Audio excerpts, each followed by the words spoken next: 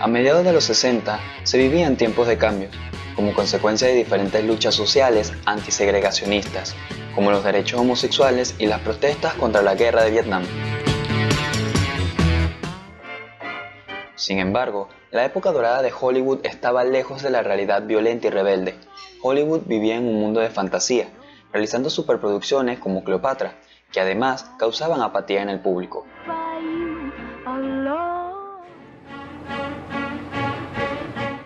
Por otra parte, Psicosis, de Alfred Hitchcock, estrenada en los 60 y vista como una de las mejores películas de la historia, desarrolló un nuevo nivel de aceptabilidad en el público, en cuanto a violencia y sexualidad en el cine.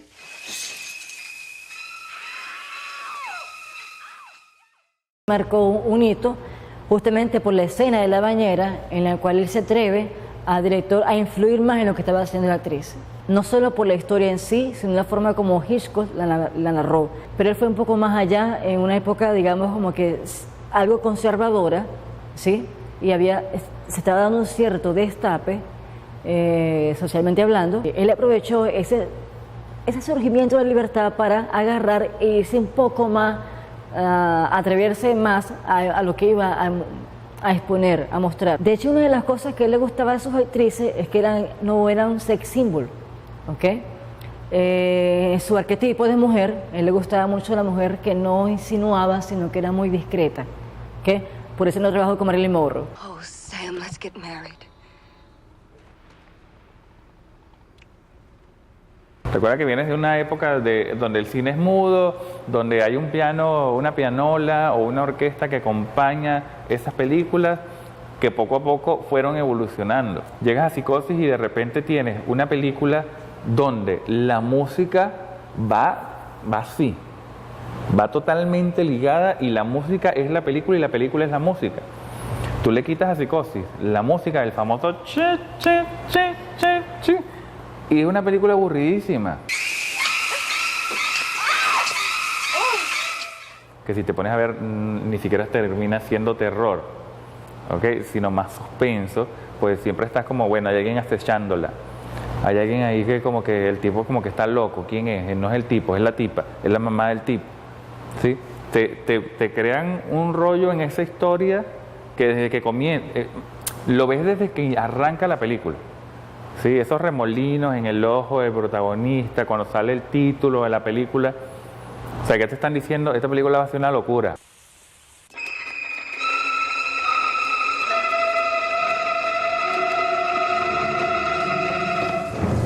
Primero porque él era un innovador, su esencia, su forma de ser, ¿okay? Su espíritu, innovador. Segundo porque era alguien atrevido, ¿okay? Él iba más allá. Son esos seres que yo considero especiales, que van más allá de su época y no se limitan al prototipo de trabajo artístico que hay en ese momento. También tengo películas de referencia de él que me encanta, como La Soga. Para su momento no se hacían películas de un solo rodaje, o digamos que diera la idea de una sola secuencia, ¿okay? No era lo común. Cuando en cambio él toma esta obra de teatro, La Soga, la lleva al cine, donde todo es un plano secuencia. Claro, que él la maquilla con ciertas tomas en negro que se aprovecha el espaldar de algunos actores para luego seguir rodando. Es eso, es hacer un cine más allá de lo tradicional, es buscar otra forma de expresar. Es como el caso de Birman, cuando hizo Iñárritu Birman, es buscar otra forma de expresar. El hecho de usar la música en vivo en la grabación es innovador. El padre del terror lo llaman, ¿sí? O sea, hizo muchísimas cosas, pero tú te das cuenta que fue lo que hizo y es la forma en que contó la historia. Pero tú le quitas música, incluso le puedes quitar a los actores y son películas que la trama es una cosa demasiado sencilla, ¿sí? Y ojo, que hoy en día estamos acostumbrados a historias muy rebuscadas y la gente sale aburrida del cine, que qué fastidio esta película. ¿Pero por qué? Porque la historia era un nudo que ni el mismo director terminó entendiendo. Más tarde, Paramount se dio cuenta que el cambio era inminente y contrata a Francis Ford Coppola, y que con su éxito en taquilla mostró que los años dorados acabaron y una nueva era, más violenta y llena de vicios, fue la sucesora. En los años 70 crece la fama de Coppola por dirigir El Padrino, estrenada en 1972, y además ganadora de Mejor Película en 1973, recaudando así alrededor de $245 millones. Fíjate, sí, El Padrino obviamente marcó a la generación de la época que vio en las salas de cine El Padrino, porque te mostraba una sociedad violenta, ¿sí? A partir de alguna u otra forma te mostraba todos esos inmigrantes sicilianos que habían venido a Nueva York y cómo era el comportamiento de las mafias italianas en medio de una sociedad que, a pesar de todo, venía saliendo de una guerra, muchos conflictos sociales, y te muestran violencia de este tipo en el cine, donde nadie se salvaba de las mafias, ¿sí? Por supuesto, la gente se tuvo que pasar el switch y empezar a aceptar que eso era una realidad que estaba el director expresando allí, ¿no? Obviamente hay un cambio a raíz del Padrino. Mucha gente no nada más que se sintió identificada con efectivamente la sociedad que vivían, sino la forma de contar las historias. Viene toda esta teoría de la liberación, insisto, de los derechos civiles, de los derechos humanos, de los derechos de la legalización de las sustancias psicotrópicas, la aparición de sustancias psicotrópicas y la moda que se convirtió, pues digamos, y todo eso se ve reflejado en el cine. Porque el cine se convierte en eso, ¿no? En un reflejo de lo que está ocurriendo en la sociedad. Entonces, hablamos de una sociedad de exceso, de una sociedad liberada, pues bueno, vemos un cine de exceso con escenas más subidas de tono, como mencionaste tú, escenas más cercanas, quizás es la mayor producción de películas, censura B, ya dejamos de hacer películas para niños, hay un poco más de violencia, hay un poco más de sangre, hay un poco más de sexo, hay un poco más de desnudo. Pues bueno, todo ello yo creo que responde a lo que estaba ocurriendo en la sociedad de esa época. Tú puedes encontrar películas violentas, ¿sí? Pero no necesariamente antes del Padrino tocaba o atacaba como de manera de crítica social, ¿sí? Criticando una sociedad con un comportamiento específico donde hacen cosas fuera de las leyes y nadie hacía nada para resolver o para corregir. Llega la película del Padrino, ¿ok? Es todo lo contrario. Hay alguien que es el cabecilla de una familia, ¿sí? Que si bien son mafiosos, él no deja que las cosas se descompongan en medio de su familia, ¿ok? Utilizando correctivos que son un poco exagerados en algunos casos, diría uno, pues, pero cosas que ocurrían en la época, como por ejemplo que tú te despertaras y encontraras la cabeza de un caballo a tu lado, en tu cama, ¿sí? Son cosas que uno ve en la película y uno dice, bueno, pero es que nadie hace eso. Bueno, las mafias italianas en aquel momento hacían cosas así y peores. En 1977 se estrena Star Wars Episodio 4, Una Nueva Esperanza, dirigida por George Lucas, película que marcó la historia del cine por la utilización de efectos especiales. Evidentemente es una película que algunos consideran bisagra, es una película que divide la historia del cine en dos partes, ¿ok? Antes de Star Wars y después de Star Wars, por muchos temas. Primero el aspecto técnico, pues evidentemente hoy día quizás las vemos y las vemos inocentes, pero el intento de la creación de los efectos especiales, la utilización de maquetas, el crear una historia épica universal, ¿no? De los buenos contra los malos, el bien contra el mal, llevada al espacio, un antes y un después en la historia del cine. Y de esa manera, pues, de ahí en adelante, pues, el desarrollo cinematográfico y la atención de las masas al cine fue cada vez más notorio. La gente empezó a ir más al cine, la gente entendió que a través del cine se escapaba de la realidad, podíamos llegar a esos universos maravillosos que nos planteó, y sigo hablando del ejemplo de Lucas, y poco después o cerca de él Steven Spielberg y todos estos otros cineastas que entendieron la necesidad fundamental del público de entretenerse. Mira, cuando Lucas y Spielberg deciden hacer lo que hoy se conoce como Episodio 4, que en aquel momento simplemente se llamaba Star Wars, la historia original era de George Lucas y él apostó a buscarse a un amigo con el que había estudiado y todo aquello en la academia y bueno, vamos a hacer esta película que aquí está el guión, ¿sí? Con efectos especiales un poco rudimentarios, con la tecnología que ellos tenían en la época, que los limitaba un poco, pero se pusieron a inventar cosas que hoy en día siguen siendo espectaculares y las siguen utilizando en infinidades de cosas. Y no nada más visualmente, sino sonoramente también, ¿sí? Innovaron en cuanto a la cantidad de rechazos que tuvo George Lucas tratando de venderle a los grandes estudios de Hollywood la historia de, bueno, es una novela que ocurre en el espacio, ¿sí? Bueno, no está fácil que que estudios grandes te digan, bueno, sí, te compro la idea, vamos a producirla. Pero con todo eso, bueno, alguien apostó por eso y él dijo, ok, yo cedo todas las ganancias, quédense ustedes con todas las ganancias que genere la taquilla de esa película. ¿Sí? O sea, él lo que quería era ver esa película allí. Que el boom fue de la noche a la mañana, la gente que fue a ver, bueno, no hay más nada que ver, vamos a ver entonces esta película. Y salían asombrados, eso arrastraba gente y arrastraba gente y arrastraba gente. Uno de los comentarios de la gente que vivió esa época era que tú veías la película, te sorprendías de lo que estaba viendo allí y te ibas con unos amigos que necesitabas que vieran esta película. ¿Sí? No nada más por la historia, sino por lo maravilloso de estar en el espacio, ver todo el conflicto de los personajes, ¿sí? Las ambientaciones más allá de lo que era la Tierra, ¿sí? Con personajes que son humanos como cualquier otro, ¿okay? Con los mismos conflictos, los mismos problemas, pero en el espacio, pues en otros planetas. La tecnología avanza cada vez más. Hoy en día existen facilidades para ver películas. Por esta razón, se ha pensado durante años que el cine puede llegar a su fin. Obviamente, cuando aparece un aparato nuevo, eso genera, digamos, como que emoción en el público y la novedad siempre es como el santo nuevo, pues.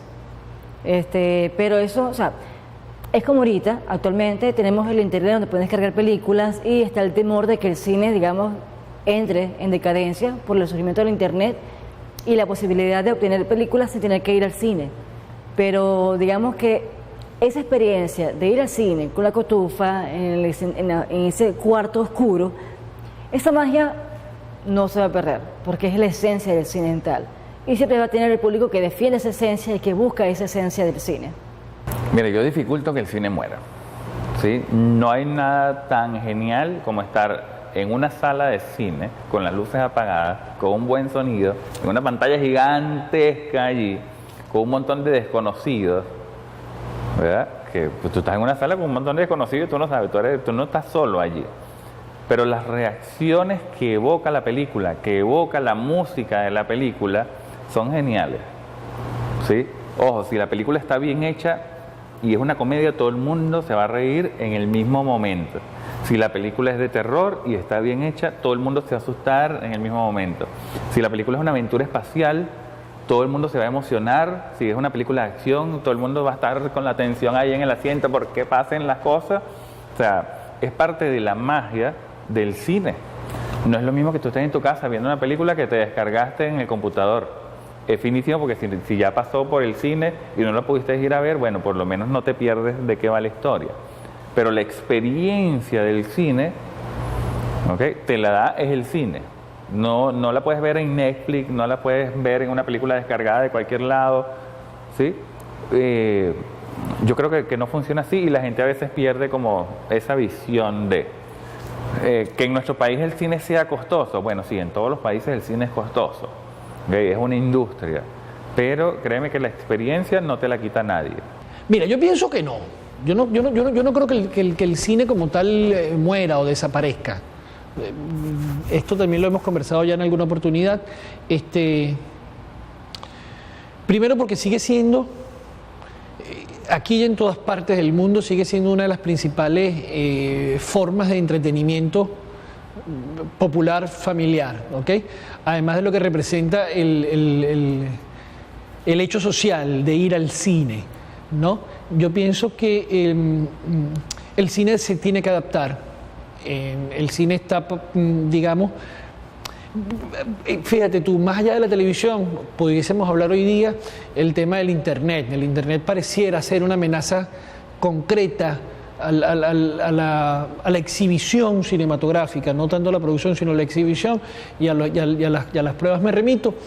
Ya son varios los estudios que planean los estrenos de sus películas también en línea. O sea, el mismo día que exhiben, que hacen el estreno en 200 salas a nivel nacional o en todo el mundo, simultáneamente están haciendo estrenos en línea. Y hemos visto pues que evidentemente las plataformas para ver películas en línea está ganando muchísimo terreno. Pero pienso que no desaparece. Es como pensar que precisamente la aparición de la radio o la televisión iba a acabar con la literatura. En los últimos años se han estrenado en la pantalla grandes remakes, poniendo en duda si se acabó la creatividad para inventar nuevas películas. Lo que yo sí veo ahorita es una crisis en la parte de creatividad de historias. Veo que están buscando un formato vendible rápido y no están buscando algo más humano, ¿ok? Como el caso buscar historias ya hechas, ya conocidas, hacer remake. O sea, no, vamos a buscar contar historias de lo nuestro, de lo que somos ahora, ¿ok? O cómo redescubrirnos. Una de las cosas que más me llama a mí poderosamente la atención de los últimos años, por ejemplo, es la poca creación de ideas originales para el cine. ¿Okay? Si revisamos la cartelera, si revisamos la industria, estamos hablando de que son remake de películas exitosas de los años 80 o 90, remake de series de televisión llevadas a la pantalla, tiras cómicas, que ha sido una fuente ahora inagotable, el universo Marvel, el universo DC para la creación de películas. Pareciera que como que la originalidad se agotó. Son pocos los proyectos hechos propiamente para el cine. Yo no creo que Hollywood haya dejado de ser original, ¿sí? Si bien hoy en día muchísimas películas están basándose en libros, están recreando historias antiguas, bueno, transformándolas Tienes cosas espectaculares como, por ejemplo, la leyenda del rey Arturo, ¿sí? Que tú no la puedes contar como se contaba en los 80 y no la puedes contar de nuevo como la contaba en los 90, porque tienes un público distinto ahorita, ¿sí? Un público que por cuestiones de generación capaz ni siquiera escucharon nunca la historia del rey Arturo, ¿sí? Películas basadas en la Biblia, que todo el mundo sabe que es la Biblia, hasta los ateos saben que es la Biblia. Entonces sacas una versión de Noé, ¿verdad? Con efectos especiales brutales, se ha dicho de paso, pero es la misma historia. ¿Cómo se la cuento a esta nueva generación? ¿Sí? Mel Gibson apuesta por hacer la crucifixión, la historia de la crucifixión de Jesús, pero de una forma sangrienta, que eso no se había hecho antes, y es la misma bendita historia, y rompió récords de taquilla. ¿Sí? Que utilizaron, o se están utilizando historias como, por ejemplo, no sé, los Transformers, que era una comiquita, ahora la están convirtiendo, o la convirtieron en, bueno, robots. Tú vas y te ves una película de robots ahí, y los robots que hablan y tienen vida propia y funcionan. ¿Sí? Pero esto ya sí se había hecho. Sí, bueno, se había hecho, pero adaptar una comiquita tal cual, ¿sí? Además con todo lo que implica a nivel de todos los pagos, a nivel todo lo financiero que implica hacer una película basada en algo, ¿no?